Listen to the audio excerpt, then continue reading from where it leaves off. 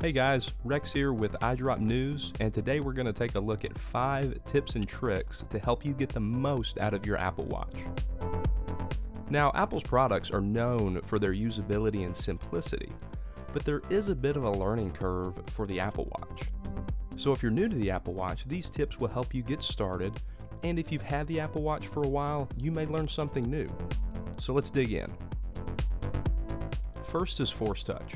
The Apple Watch is the first Apple product that featured a pressure-sensitive display. It was developed to provide an additional way to interact with the small screen on the Apple Watch. Of course, if you have one of the new iPhones, you know that Apple's included a pressure-sensitive display in those as well. But using Force Touch on the Apple Watch will make your life so much easier.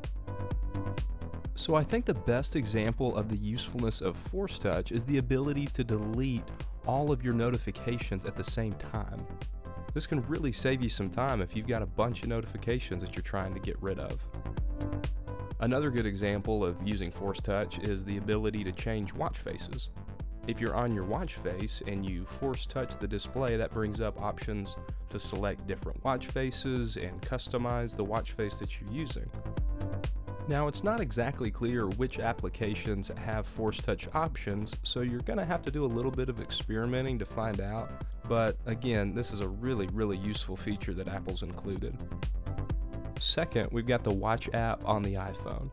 The reason I included this one is because a lot of people don't know that you can control a lot of functions of your Apple Watch straight from the Watch app. So for example, it's extremely tedious to try and rearrange your apps using your Apple Watch. But if you go to the Watch app on your iPhone, towards the top you can select App Layout, and you can then rearrange the apps that are on your Apple Watch using the bigger screen of the iPhone. It's just a lot easier.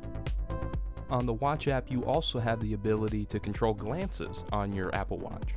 Glances are the little bits of information that you can get to by swiping from the bottom up on your Apple Watch. Now, on the iPhone app, you have the ability to rearrange the order that glances show up in. You can choose the glances that you actually want to be displayed on the iPhone. And unlike rearranging apps, as far as I know, using the Watch app is the only way to manage your glances. Alright, third we've got recalling the last app that you used.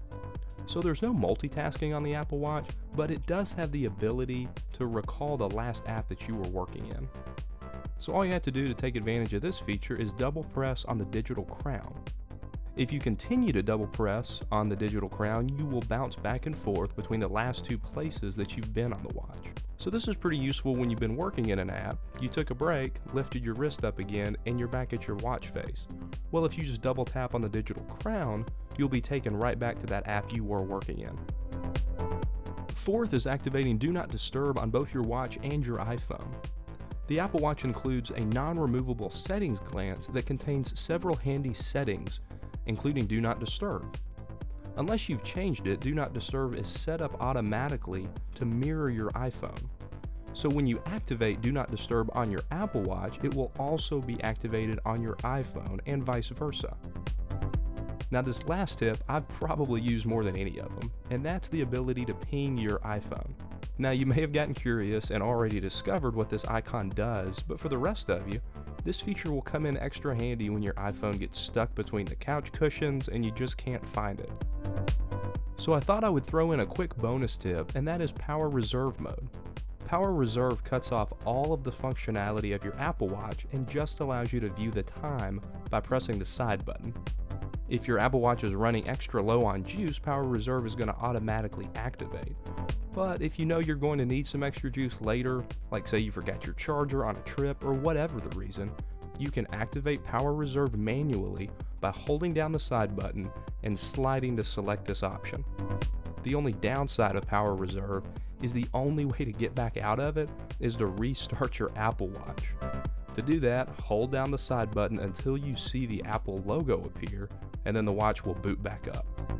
Well, alright guys, that's it for this video. I hope that some of these tips helped you out, and as always, keep it locked right here to iDrop News for more tips, tricks, and rumors, and I will catch you guys in the next one. Later.